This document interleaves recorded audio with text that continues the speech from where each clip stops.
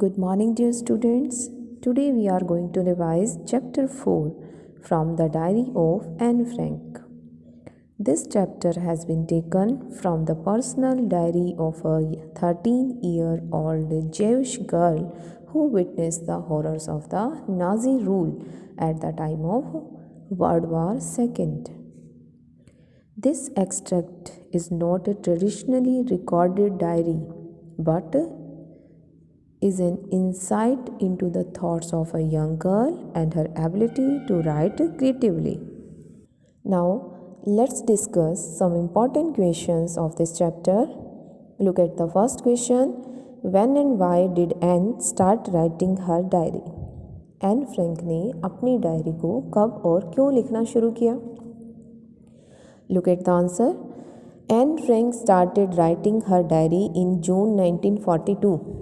जून 1942 में उसने डायरी लिखना शुरू किया after her grandmother's death until she wrote its final entry on 1st August 1944 और उसकी फाइनल जो एंट्री थी वो उसने कब लिखी 1 अगस्त 1942 में. Anne was a very sensitive girl with a reserved nature and could not share her innermost thoughts with the family or friends around her. Anne एक बहुत ही सेंसिटिव गर्ल थी रिजर्व्ड नेचर के साथ. रिजर्व नेचर क्या होता है कि अपनी इनर मोस्ट जो फीलिंग है थॉट्स हैं उन्हीं को किसी के साथ शेयर न करना. और एन जो थी वो भी इसी तरह से थी, रिजर्व्ड नेचर की थी, अपनी इनर मोस्ट थॉट्स को किसी के साथ शेयर नहीं करती थी, अपनी फैमिली के साथ, फ्रेंड के साथ. She had a loving family and a group of friends with whom she could laugh and have fun. But she could not confide in any of them. ऐसा नहीं था कि उसके पास फैमिली या फ्रेंड नहीं थे, कोई नहीं था जिसके साथ वो अपनी इनर मोस्ट फीलिंग को शेयर नहीं कर सकती थी.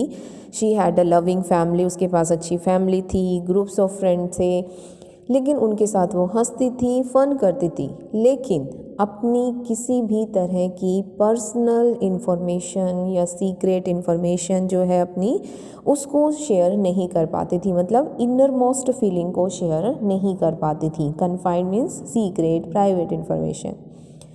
So she always felt the need of one true friend, इसलिए उसे हमेशा ही एक ट्रू फ्रेंड की नीड उसने फील की.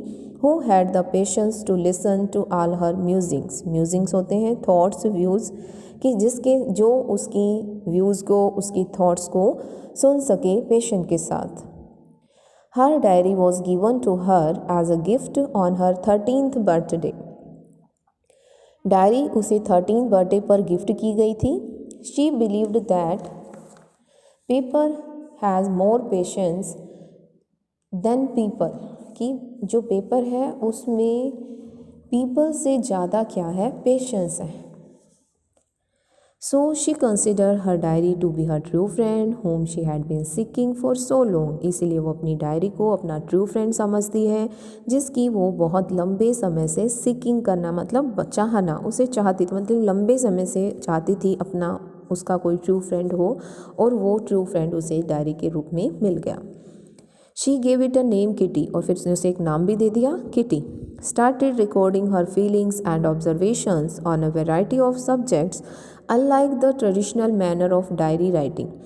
डायरी राइटिंग का लिखने का जो ट्रेडिशनल मैनर था उससे कुछ अलग उसने वेराइटी ऑफ सब्जेक्ट्स पर ऑब्जर्वेशन और अपनी फीलिंग्स को रिकॉर्ड करना शुरू कर दिया. वेराइटी ऑफ सब्जेक्ट्स मीन्स कुछ अलग अलग सब्जेक्ट्स पर जो उसकी ऑब्जर्वेशन थी और उसकी जो फीलिंग्स थी उनको उसने रिकॉर्ड करना शुरू किया.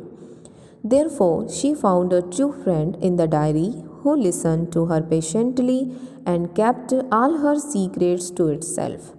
उसने पाया उसके अंदर एक ट्रू फ्रेंड डायरी में जो उसके सभी सीक्रेट्स को अपने पास ही रखता था और उसकी सभी बातों को पेशेंटली सुनता भी था. क्लियर कि डायरी जो थी वो क्या थी, उसकी ट्रू फ्रेंड थी और उसका नाम उसने क्या रख दिया, किटी रखा, जिसने कि उसके सभी सीक्रेट्स को, सभी उसकी जो इन्फॉर्मेशन थी उसको सीक्रेट्स रखा. Look at the next question.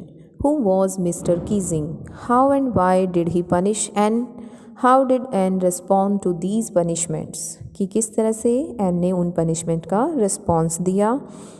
What character traits of Anne does her response highlight, और उसके रिस्पॉन्स से मतलब जिस तरीके से एन ने रिस्पॉन्स किया उसके कौन कौन से करेक्टर जो है वो हाईलाइट होते हैं। Mr Keesing was Anne's mathematics teacher. Anne considered him to be an old fogey होते हैं ओल्ड फैशन पर्सन, उसे कंसिडर करते हैं। Who was much annoyed with her because she talked too much, वो उससे नाराज़ रहते थे। क्यों? क्योंकि वो बहुत ज़्यादा बातें करती थी। He gave her several warnings, but when Anne still continued to talk, उसने several warnings the, but Anne continued talking करती रही। He assigned her extra homework as punishment, तो at last मिस्टर कीजिंग ने क्या किया, एज अ पनिशमेंट उसे extra homework दे दिया। अब वो होमवर्क क्या था extra?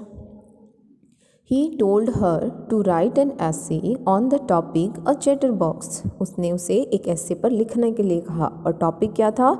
chatterbox. And did not finish this task by rambling about and leaving big spaces in the essay. वह इस टास्क को पूरा नहीं कर सकी। rambling about means confused थी उसके बारे में, और ऐसे में बड़े बड़े स्पेस उसने छोड़े, उसको नहीं समझ आ रहा था कि क्या लिखना है। Instead she wrote valid arguments justifying her talkative nature. अपने talkative nature को justify करने के valid arguments लिखने की बजाय उसने क्या लिखा? She wrote 3 pages and argued that talking is a student's trait and that she would do her best to keep it under control, कि talking तो student का trait है और वो अपना best करेगी इसे अंडर कंट्रोल करने के लिए, मतलब कोशिश करेगी कि वो ज़्यादा बातें ना करें। However, she also wrote that she would never be able to cure herself, और उसने यह भी लिखा कि she would not be able to cure herself, वे अपने आप को क्योर करने के एबल नहीं हो सकती। क्योर करना मतलब कि इस हैबिट को जो सुधारना है, इम्प्रूव करना है, उसके एबल नहीं हो सकती। क्यों? Her mother talked as much as she did and there was not much that could be done about inherited traits, और उसने क्या कहा कि उसकी मदर भी उतनी ही बातें करती है जितनी कि वह करती है, और इसलिए जो इनहेरिटेड ट्रेट्स होते हैं उनके साथ कुछ नहीं किया जा सकता। इनहेरिटेड ट्रेट्स क्या होते हैं? जो भी क्वालिटी मदर या फादर से बच्चों में आ जाती है।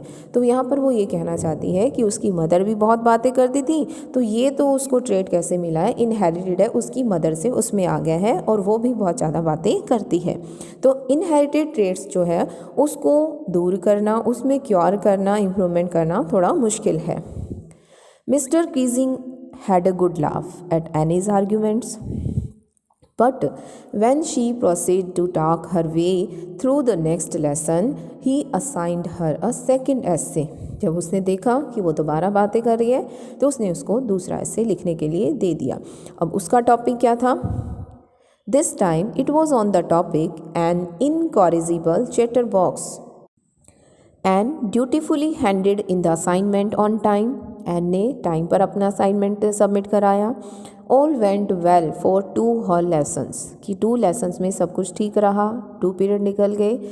How ever during the 3rd lesson he finally lost patience and told Anne that as punishment for talking in the class she had to write an essay titled Quack Quack Quack said Mistress Chatterbox।